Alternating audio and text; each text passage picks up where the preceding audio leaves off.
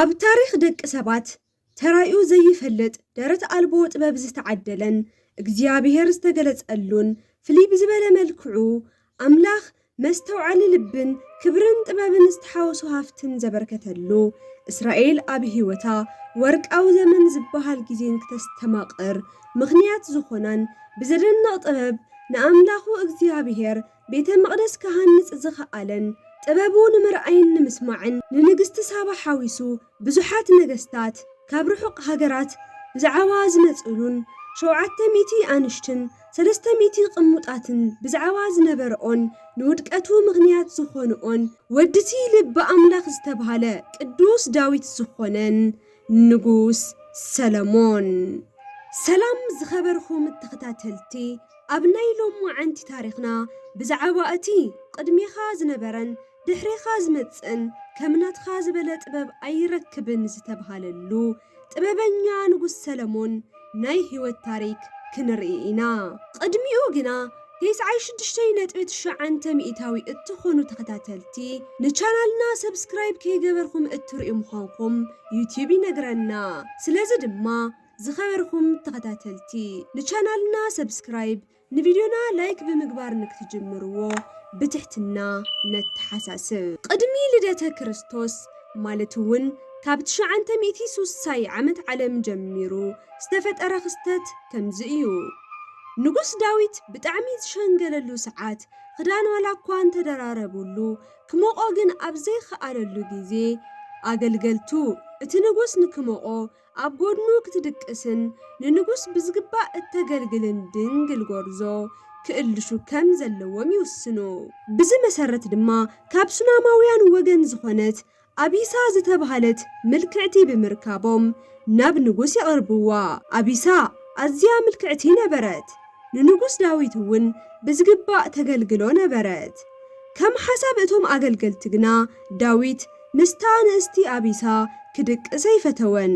ኣብቲ ሽዑ ሰዓት እዩ ነይሩ ንጉስ ዳዊት ካብ ኣጊት ዝወለዶ ኣዶንያስ ዝተባሃለ ወዱ ዓርሱ ንምንጋስ ዝተልዓለ። ኣዶንያስ ኣፍራስን ሰረገላታትን ከምኡ እውን ቀቅድሚኡ ዝጓዓዙ 50 ሰባትን እዳለወ።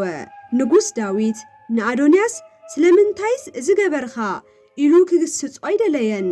ኣዶንያስ ምስ ወዲ ጹርያ ኢዮኣብን ምስቲ ካህን ኣብያታርን ድሕሪ ምምኻሩ እቲ ኻሊእ ካህን ሳዶቅ ሓሳቡ ከም ዘይድግፈሉ ምስ ተረድአ ንሳዶቅ ከየማኸሮ ይተርፍ። ቀጺሉ እውን ኣእማን ዙሂልት ኣብ ዝርከብሉ ስፍራ ኣባጊዕን ኣብዑርን ሓሪዱ ንወዲ ጹርያ ኢዮኣብን ካልኦት ናይ እስራኤል ሰባትን ዓዲሙ እቶም ዝቃወምዎ ካህን ሳዶቅ በንያስን ሓዉ ሰለሞንን ግና ከይጸውዖም ይተርፍ። ድሕሪዚ ነቢዩ ናታን ንኣደ ሰለሞን ቤርሳቤህ ከምዚ ይብላ፣ ጎይታይ ንጉስ ከይፈለጠስ ወዲ ኣጊት ዝኾነ ኣዶንያስ ንዓርሱ ከም ዘንገሰ ሰሚዕኽዶ? እስኺ ንዓርስኽን ንወድኺ ሰለሞንን እተድሕንሉ መንገዲ ክነግረኪ። ንጉስ ዳዊት ናብ ዘለዎ ኸይድኺ ኦ ጎይታይ ንጉስ ንዓይኒ ባርያኻስ ወድኺ ሰለሞን ክነግስ እዩ ኢልኻ ምሒልኻለይ ዶ ነበርካን? ብኸመይ ደኣ ኣዶንያስ ክነግስ ኽኢሉ ኢልኻ ሕተትዮ። እስኺ ኣብ እትሓትዮ ሰዓት እውን ኣነ መጽኤ ዝተዛረብኽዮ ኩሉ ሓቂ ምዃኑ ከረጋግጽ እየ በላ። ቤርሳቤህ እውን እታ ሱናማዊት ኣቢሳ ንዳዊት ኣብ እተገልግለሉ ገዛ ኸይዳ ንንጉስ ዳዊት ኢድ ድሕሪ ምንስኣ እቲ ዕድመ ዝተፀዓዓኖ ንጉስ ዳዊት ክግበረልኽ እትደልዮስ እንታይ እዩ ብምባል ይሓታ። ቤርሳቤህ ቀጺላ ኦ ጎይታይ ንጉስ ወደይ ሰለሞን ካባኻ ቀጺሉ ከም ዝነግስ ንስኻ ብስም እግዚኣብሔር ኣምላክኻ ምሒልካለይ ነርኻ። ኾይኑ ግና ኣብዚ ሕዚ ሰዓት ወድኻ ኣዶንያስ ንባዕሎንጊሱ እዩ። ንስኻ ከይፈለጥኻ ኣዶንያስ ብዙሓት ኣውዑርን ኣባጊዕን ሰዊኡ ነቲ ካህን ኣብያታርን ኣዛዚ ሰራዊት ኢዮኣብን ዓዲሙ እዩ። ንኣገልጋሊኻ ሰለሞን ግና ኣይዓደሞን። ኦ ጎይታይ ንጉስ እስኻ ንዘለኣለም ምስ ደቀስኻስ ኣብ ዙፋንኻ ዝቕመጥ መን ምዃኑ ብሓዝኒ ክተፍልጥ ኣዒንቲ እስራኤላውያን ኩለን ንዓኻ ይጥምታ ኣለዋ። እንተዘይኾይኑ ግና ብድሕሪኻ ኣነን ወደይ ሰለሞንን ከም ገበነኛታት ክንርአ ኢና ትብሎ። ቤርሳቤህ እዚ እናበለትን ከላ ነቢዩ ናታን ናብ ንጉስ ቀሪቡ ኢድ ድሕሪ ምንስኡ ኦ ጎይታይ ንጉስ እቲ ዝተባሃለ ኩሉ ሓቂ እዩ። ኣዶንያስ ብዙሓት ኣባጊዕን ኣብዑርን ሰዊኡ እዩ። በዘይካ ንዓይን ንካህን ሳዶቅን ንበናያስን ንኣገልጋሊኻ ሰለሞንን ንብዙሓት ዓዲሙ እዩ። እንሆ ኣዶንያስ 1000 ዓመት ይንገስ ንክብልውን ገይሩ እዩ። እዚ ኩሉ ንክኾንስ ጎይታይ ንጉስ ፍቓድኻ ድዩ ብምባል ይሓትት። ዳዊት እዚ ምስ ረጋገፀ ብቕልጡፍ ንቤርሳቤህ ፀውዑሎ ይበለ። ቤርሳቤህ እውን ኣብ ቅድሚቱ ደው በለት። እቲ ንጉስ እውን ከምዚ በላ፣ ንነፍሰይ ካብ ብዙሕ መከራታት ብዘድሐና ብህያው እግዚኣብሔር ስም ክነግረኪ ወድኺ ሰለሞን ካባይ ቀፂሉ ክነግስ እዩ ዝበልኩኺ ቃል ሕዚ ክፍጽሞ እየ በላ። ቤርሳቤህ እውን እዚ ሰሚዓ ኣብ ቅድሚኡ ኢድ ምስ ነስአት ጎይታይ ንጉስ ዳዊት ንዘለዓለም ይንበር ኢላ መረቐት። ንጉስ ዳዊት ቀፂሉ እቲ ካህን ሳዶቅ ነቢዩ ናታንን በንያስን ንክመፁ ኣዘዘ። ኣብ ቅድሚኡ ምስ ቀረቡ ድማ ናይ ጎይታኹም በቕሊ ሒዝኩም ብምኻድ ንወደይ ሰለሞን ኣብ ናይ ባዕለይ በቕሊ ስቐልዎ። እቲ ካህን ሳዶቅ እውን ኣብ ልዕሊኡ ቅብኣ ነገስት ተፍሲሱ የንግሶ። መለከት እናነፋሕኩም ድማ ንጉስ ሰለሞን 1000 ዓመት ይንገስ ኢልኩም ኣውጁ። ኣብ ዙፋነይ ተቐሚጡ ድማ ኣብ ልዕሊ ይሁዳን ሙሉእ እስራኤልን ንክነግስ መንግስተይ ኣሕሊፈሉ እየ ብምባል ይእዝዝ። እቲ ካህን ሳዶቅን ካልኦትን እውን ንጉስ ዳዊት ከም ዝበሎም ንሰለሞን ኣብ ናይ ንጉስ በቕሊ ሰቒሎም የቕርብዎ። ዳዊት ከም ዝኣዘዞ ድማ ካህን ሳዶቅ ቅብኣ ነገስት ቀቢኡ ሰለሞን ንክነግስ ይገብር። ህዝቢ ኩሉ እውን እምብልታን መለከትን እናነፍሐ ንጉስ ሰለሞን 1000 ዓመት ይንገስ በሉ። ሽዑ መዓልቲ እውን እቲ ህፃን ሰለሞን ኣብ መላእ እስራኤልን ይሁዳን ብዕሊ ነገሰ። ናይ ንጉስ ዳዊት ኣገልገልቲ እውን ናብ ዳዊት እናቐረቡ እግዚኣብሔር ኣምላኽ ካብ ናትኻ መንግስቲ ብላዕሊ ናይ ወድኻ መንግስቲ የጽንዓዮን የጠንክሮን እናበሉ መረቑ። ዳዊት እውን ወራሲ ዝፋነይ ዘርአየኒ እግዚአብሔር ይመስገን እናበለ ንኣምላኹ ሰገደ።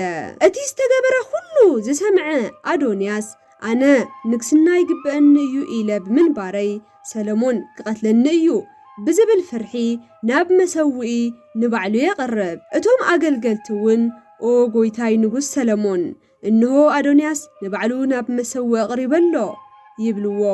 ንጉስ ሰለሞን ግና ኣዶንያስ ድሕሪ ሕዚ ንምዕማፅ ተዘይፈቲኑስ ኣነ ካብ ህይወቱ ይኹን ንብረቱ ኣይነኽኣሉን በሎም። ኣዶንያስ እውን ንባዕሉ ካብ መሰውኢ ኣውሪዱ ናብ ንጉስ ሰለሞን ቀሪቡ ኢድ ይነስእ። ሰለሞን እውን ብሰላም ኽድ ኢሉ የሰናብቶ። ካብ ዕለታት ሓደ መዓልቲ እውን ዳዊት ዝሞተሉ መዓልቲ ከም ዝቐረበ ተረዲኡ ንሰለሞን ብምጽዋዕ ከምዚ ይብሎ፣ እንሆ ኣነ ነዊሕ መንገዲ ንምጓዓዝ ተቓሪበ እየ። ኦ ወደይ በርትዕ ሰብ እውን ኩን። ኣብ መንገድኻ ኩሉ ኣምላክኻ እግዚኣብሔር ምሳኻ ምዃነ ረጋገጽ። እትጓዓዘሉ መንገዲ ንክሰምረልኻ ዝነኻኻዮ ኩሉ እውን ንክባረኸልካ ኣብ ናይ ሙሴ ሕጊ ከም ዝተጽሓፈ ብመንገዱ ተመላለስ። ስርዓታቱን ሕግታቱን ትእዛዛቱን መሰረታቱን እውን ሓሉ። እግዚአብሔር ንስኻን ዘርእኻን ትእዛዛቱን ዘይጣሓስኩምስ ከምኡውን ብፍጹም ነብሶም ብፍጹም ልቦም ብተኣማንነት ኣብ ቅድሚኦም ተተመላሊሶምስ ኣብ ዙፋን እስራኤል ዝቕመጥ ካብ ዘርእኻ ሓደ እኳ የጉድልን ኢሉ ዝኣተወለይ ቃል ክፍጽመለ እዩ ይብሎ። ዳዊት እዚ መምርሒ ንሰለሞን ምስ ሃቦ ኣቦታቱ ናብ ዝደቀሱሉ ተሓወሰ። ኣብ ከተማ ዳዊት እውን ተቐበረ። ብድሕሪኡ እውን ንጉስ ሰለሞን ኣብ ናይ ኣቦኡ ዙፋን ተቐመጠ። መንግስቱ እውን ዝጸንዐ ኾነ። ኣብቲ ሽዑ ሰዓት ወዲ ኣጊት ዝኾነ ሓዉ ኣዶንያስ ናብ ኣደ ንጉስ ሰለሞን ዝኾነት ቤርሳቤህ ቀሪቡ ክረኽባ ከም ዝደሊ ሓታ። ቤርሳቤህ እውን ፈቐደትሉ።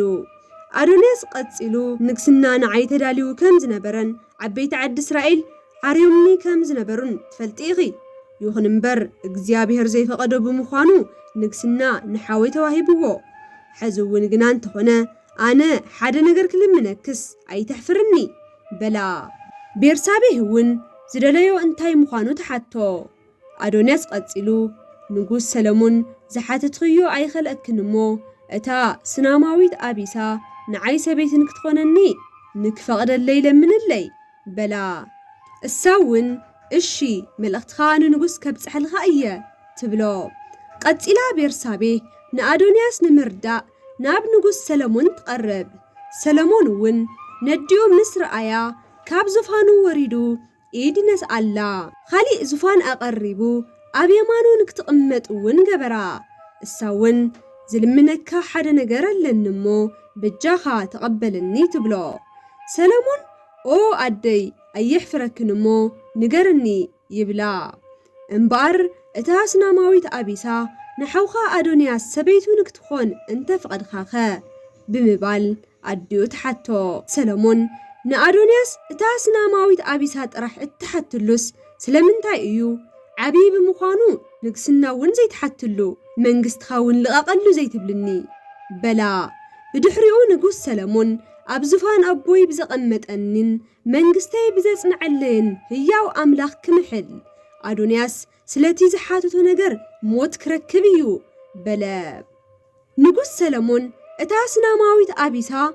مالتون نقوس داويت أجا أرجانو نكتمو قائلهم زمت أوان أب ملا إسرائيل تألشاس ترخبت دنجل قال بمدلايون نمنجستو سقات يحدر يقيلو سلاز آمننيو نأدونياس موت زفردلو أدونياس نمعماس انت زي تلعيلو بسلام كم زنبرو سلامون قدمو زأتو قالوالا كوانت نبرا أدونياس نأبيسا مدلايو جنا عمت مسيلو سلاز ترعيو أدونياس بموت نقطع يقبر بدحرزي منجست سلامون تنعا مسناي قبط نقص فرعون ون محزنات فترة فرعون محزنتهم نمتنخر قالوا نكمر عواهبو السون ناي اكزيابير بيت مقدسن ناي بعلو بيت منجستن سريحو اسكاب زود اب كتما داويت نكتقمت قبرا اب تشعو ساعات ناي اكزيابير بيت مقدس جنازي تسرحة بمنبارو إسرائيلاويان موسى كم زقبرو اب مسوي ناكزيابير يملخو نيروم سلامون ون ناكزيابير زفوتن قنعن سلازنبرا أبتي مسوء بوتا بتسحو حدا الشح زك أتقل مسوات يقربا أملاخ بحلم ليتي تقليتو كبكا أتدلو نقر حتت بلو سلامون قتلو كمزب مبالي ملز أبوي داويت أبقدميخا بتصدق انقنعنان بممللاسو أقلقاليخا سناي غير خالو إيخا إنهو وهبتوتاتخا قتلو دما أبزفانو سقمت ولادي بخايو او أملاخي إكزيابير أنا باريخا أبلعلي زهزبنك نقس تكي إخاني إخا يخون دا أمبر أنا ينازي عبخو بمخاني نزي كاب مبزحوز تلعلا نمغطار زي كال هزبخا أنا منم زي فلتن نشتين باريخا نكمرح أغميت خاني إخامو أملاخي صبغن حماقن فلي نهزبخا زم حدرلو مستوعلن تباب نستملقو لبونا هبني إلون إكزيابير لمنا سلامون بزلمنو نجر أملاخ تحقوسا نبعلخا نويح عدمن عبيتن ويون سألاتخا نمتفاء زخلكا طور زي خونس زلمن خايو بسرعات التم حدرلو مستوعل لب بمخانو أنا قدميخا زنبر يخون بدحريخا نزمتو زي رخبوو تبابن مستوعلن كبكايا بتوسخون السخازي حاتت خايو كبرن عبيتن كلبسكايا أبي هوتخا كندخا زمتص نقوس أيهلون أبوخا داويت كم زقبرو اسخاون بمنقدي انت تقعزن سرعتي انت تحلون ون عدميخا كانو حلخا أيا بلو سلامون دحرزي ناي اكزيابير تابوت نابزر كبلو بوتاي خيد أب قدمي ون زكات المسواتن ناي حبرت مسواتن أغربا بدحرزي نابناي سلامون زفان خلت أوالدي قربا كاب مأخلن اتحنتي كم زبلت او قويتاي نقوس أنا نزا سبيتن أب حد قزاينا نبر أبناي سلسة معلت الفلالاي دما أنا ودي نساون ودي وليدنا اتناتا ولاد هندبت مسموتا قنا إذا سبيتي اتناتا ولاد نايب على يوتبلن الله بلد اتاخال ايت سبيتون قطيلا او قويتاي نقوس شح عمت نقاس أنا مستاسبيت زنبر ولا كنت خنخو اتزبلتو جن كاب حق ازر حق ايو كم زبلتو اتزموتا زي خونناتي ولادس اتبيه وتزلو ايو تبل اتعفل لاميتي مليسا سلمنتاي بحسوت تزاربي اتبيه وتزلو نايب عليو تبل قد إلا تخليتي أي خنن اتبيه وتزلوس ناتي ايو إنا بلا أما أخلن قنصي فترة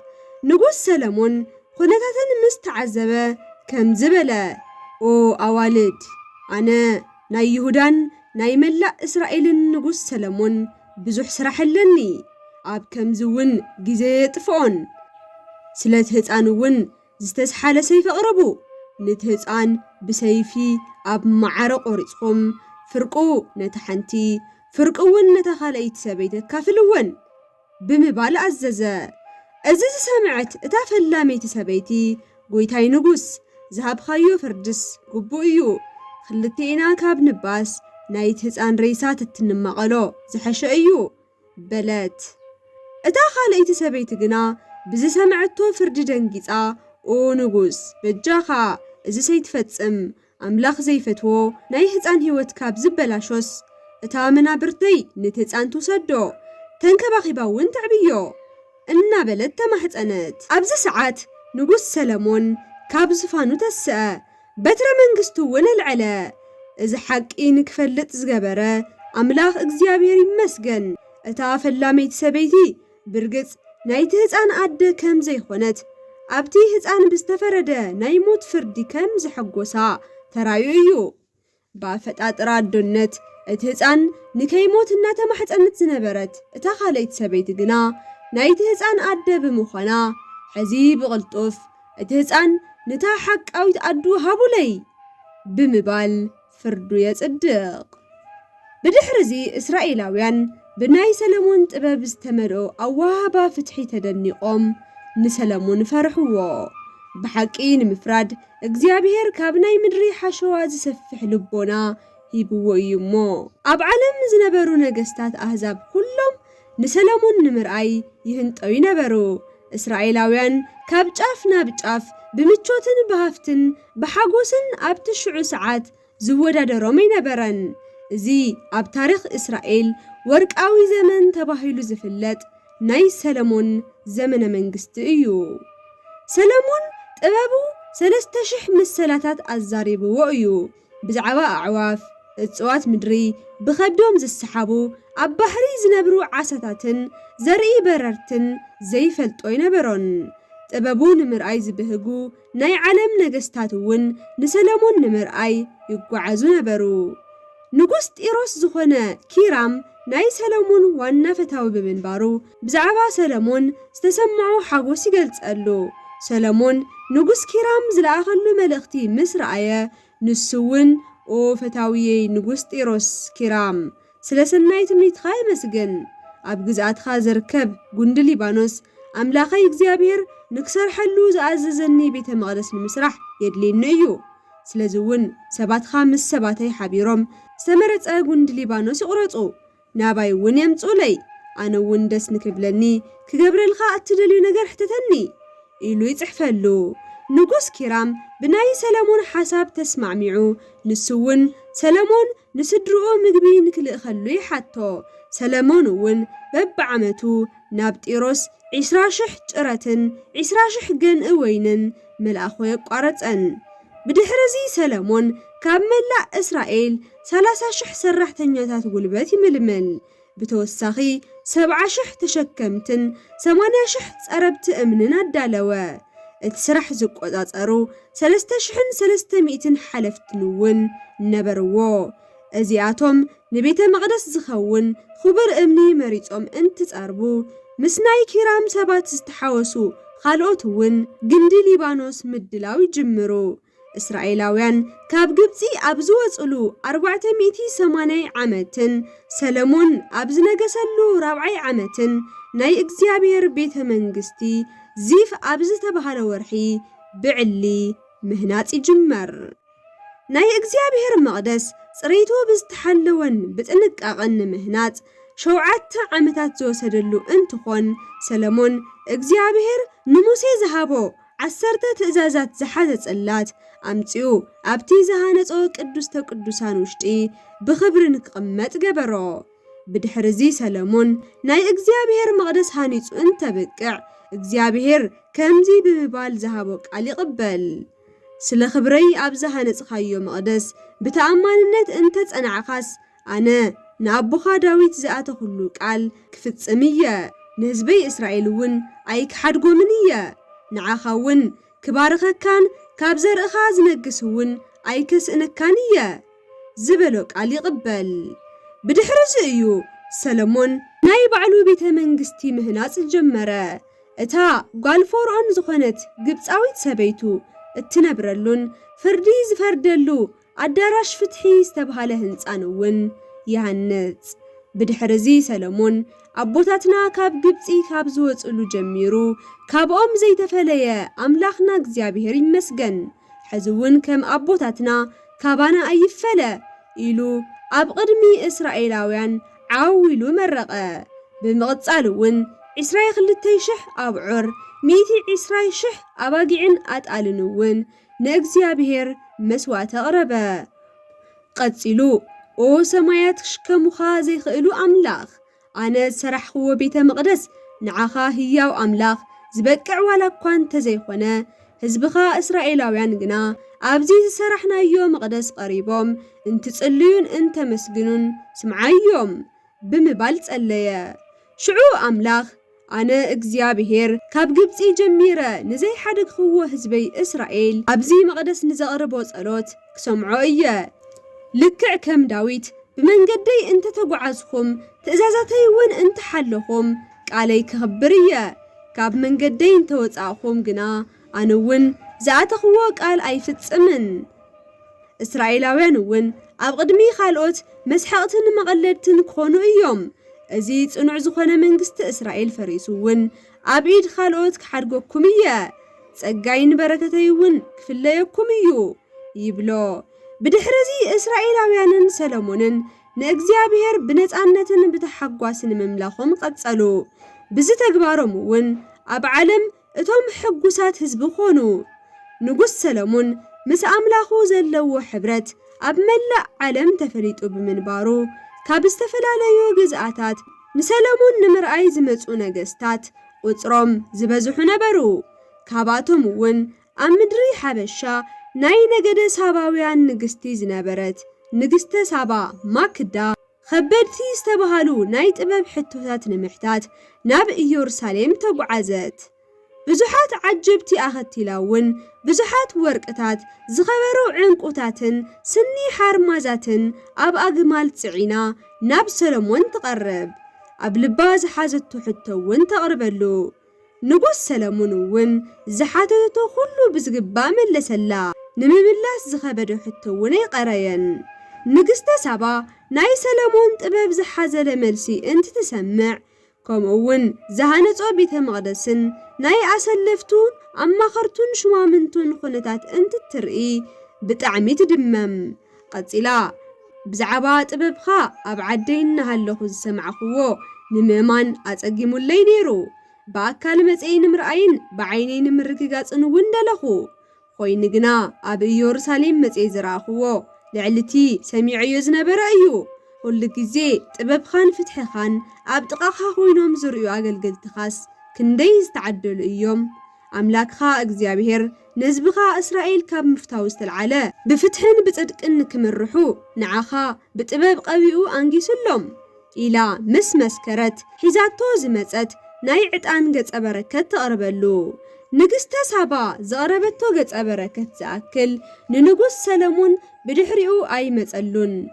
ማክዳ ካብ ዘምጽኣቶ ናይ ዕጣን ዕንፀይቲ ንጉስ ሰሎሞን ንናይቲ ቤተ መቕደስ መደጋፍን ንበገና መስርሕን ኣውዓሎ። ንጉስ ሰሎሞን ንንግስተ ሳባ ካብ ዘበርከተላ ውህብቶ ብተወሳኺ ዝሓተተቶን ዝበሃገቶን ኩሉ ንምሃብ ፈቐደ። ኣብ መወዳእታ እውን ንጉስ ሰሎሞንን ንግስተ ሳባን ተመሰጋጊኖም ንግስተ ሳባ ምስ ዓጀብታ ናብ ሃገራ ተመለሰት። ኣብቲ ዘመን እሱ ክንዲ ናይ ሰሎሞን ዝኣክል ሃፍቲ ዝነበሮ ነጋዳይ ይኹን ንጉስ ኣይነበረን። ከም እስራኤል ዝማዕበለት ሃገር እውን ኣይነበረትን። ሰሎሞን ዝነበሮ ንብረት ሁሉ ብጽሩይ ወርቅን ብስኒ ሓርማዝን ዝተለበጠ ብኽቡር ኣእማን ዘጋየጸን ነበረ። ኣብ ዓመት ብዘይካ ዝእክቦ ግብሪ 666 መክሊት ወርቂ ዝኣክል ይረክብ ነበረ። ካብ ጸጉ ዝተልዓለ ባዕሉ ዘኽበቦ ናይ ዱር እንስሳት ዝእከብሉ ቦታን ካብ ዓለም ሙሉእ ዝተኣከቡ ዘርእታት ዕምበባ ኣዕዋፍን ናይ ባሕሪ እንስሳትን ዘቐምጠሉ ፍሉይ ቦታ ነበሮ። እግዚአብሔር ኣምላኽ ንሙሴ ኣብ ዝሃቦ ሕጊ ልብኹም ናብ ኣማልኽቶም ንከየዘንብሉስ ሃይማኖት ምስ ዘይብሎምን ንጣዖት ምስ ዝሰግዱን ኣይትዋሰቡ ዝብል ሕጊ ነይሩ። ሰለሞን ግና ጓል ፈርዖን ካብ ዝኾነት ሰበይቱ ብተወሳኺ ምስ ኣሞናውያን ሲዶናውያንን ሞዓባውያንን ዝኾና ኣዋልድ ብምምርዓው ናይ ኣምላኹ ትእዛዝ ጠሓሶ።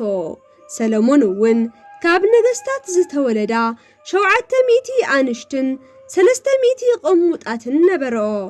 ሰለሞን ኣብ ዝሸምገለሉ ዕድሚ እውን ኣንሽቱ ልቡ ናብ ኣማልኽተን ጣዖታት ንከዘንብል ደፋፍኦ። ናይ ኣቦኡ ዳዊት ልቢ ንእግዚአብሔር ከም ዝተገዝኦ ናይ ሰለሞን ልቢ ክግዛእ ይኸኣለን። ንናይ ኣሞናውያንን ሲዶናውያንን ኣማልኽቲ ጣዖታት እውን መምለኽ ቦታ ሰረሐ። ሰለሞን ካብቲ ሓቃዊ ኣምላኽ እግዚአብሔር ልቡ ብምሽፋቱ እግዚአብሔር ንሰለሞን ረሓቆ፣ ምሕረት እውን ቀንጠጠሉ። ከምዚ እውን በሎ፣ ካብ ሕገይ ወፂኻ ብምጓዓዝኻን ስርዓተይ እውን ስለ ዝጠሓስኻን መንግስትኻ ካባኻ ወሲደ ካብ ኣገልገልትኻ ነቲ ሓደ ክህቦ እየ። ይኹን እምበር ስለቲ እሙን ኣገልጋልየይ ኣቦኻ ዳዊት ክብል እዚ ኣብ ዘበንኻ ይገብሮን። ንመንግስትኻ ዝኸፋፍላስ እስኻ ድሕሪ ምሕላፍኻ ካብ ኢድ ወድኻ እዩ። ይኹን እምበር ስለቲ እሙን ኣቦኻን ስለቲ ህዝበይ እስራኤልን ክብል ሙሉእ ብሙሉእ ኣይክሓድገካን ይብሎ። እግዚአብሔር ኣብ ልዕሊ ሰለሞን ብዙሓት ጸላእቲ የልዕለ። ካብ ኣገልገልቲ ሰለሞን ሓደ ዝኾነ ኢዮርብዓም እውን ኣብ ልዕሊ ሰለሞን ዓመፀ። ኣኪያ ዝተባሃለ ነቢይ እውን ንኢዮርብዓም ረኺቡ እግዚአብሔር ብዘይካ እተን ክልተ 10 ነገደ እስራኤል ንክትገዝእ ፈቒድልካ እዩ። እቶም ክልተ ነገዳት እውን ምእንቲ ዳዊት ክብል እግዚአብሔር ንሰለሞን ክሓድገሉ እዩ ብምባል እግዚአብሔር እዚ ዝገበረሉ ምኽንያት ሰለሞን ካብ ሕጉ ወፂኡ ንጣዖት ብምስጋዱ ምዃኑ እውን ንኢዮርብዓም ይነግሮ። ከም ፍቓድ እግዚአብሔር ኣብ ልዕሊ 10 ነገዳት ክነግስ ንዝተዳለወ ኢዮርብዓም ሰለሞን ክቐትሎ ደለየ። ኢዮርብዓም ግና ናብ ግብፂ ሃዲሙ ሰለሞን እስካብ ዝሞት ኣብኡ ተቐመጠ። ሰለሞን ኣብ ልዕሊ እስራኤል ን40 ዓመታት ዝኣክል ነጊሱ እዩ። ኣብ መወዳእታ ሞይቱ እውን ኣብ ናይ ኣቦኡ ከተማ ዳዊት ተቐቢሩ እዩ። እቲ ነቢዩ ኣኪያ ተንቢይዎ ከም ዝነበረ እውን እግዚአብሔር እቶም 10 ነገዳት እስራኤል ኣገልጋሊ ሰለሞን ንዝነበረ ኢዮርብዓም ኣሕሊፉ ይህቦ። ምእንቲ ኣቦኡ ዳዊት ክብል ግና እተን ዝተረፋ 2 ነገዳት ካብ ሰለሞን ይወሰደሉን። ስለዚ እውን ካብ ሰለሞን ቀፂሉ ሮብዓም ዝተባሃለ ወዱ ኣብተን ዝተረፋ 2 ነገዳት ነገሰ። እቲ ናይ እስራኤል ምክፍፋልን ምፍርራስን እውን ካብቲ ግዜ እሱ ጀሚሩ ን250 ዓመታት ቀጸለ። ኣብ መወዳእታ ወዲ ሰለሞን ዝኾነ ሮብዓም ይኹን እቲ 10 ነገድ ዝተዋህቦ ኢዮርብዓም ብናይ እግዚአብሔር መንገዲ ክጓዓዙ ብዘይምኽኣሎም ናይ ኣምላኽ ሓይሊ ተፈልይዎም እታ ዓባይን መወዳደርቲ ዘይነበራን እስራኤል ባቢሎናውያን ማሪኾም ኣብ ትሕቲ ቁፅጽሮም የእትውዋ። ናይቲ ብርቱዕን ጥበበኛን ንጉስ ዝነበረ ሰለሞን ናይ ህይወት ታሪክ እውን ኣብዚ የብቅዕ። ዝኸበርኩም ተኸታተልቲ ናይ ሎማዓንቲ ታሪኽና ትርእይዎ ከም ዝጸናሕኩም ይመስል ነይሩ። ከም ዝፈተኹምዎን ቁም ነገር ከም ዝሓዝኩምሉን ተስፋ ይገብር። ኣብ ቀጻሊ ብኻሊእ መምሃሪ ታሪክ እስካብ ንራኸብ ሰላም።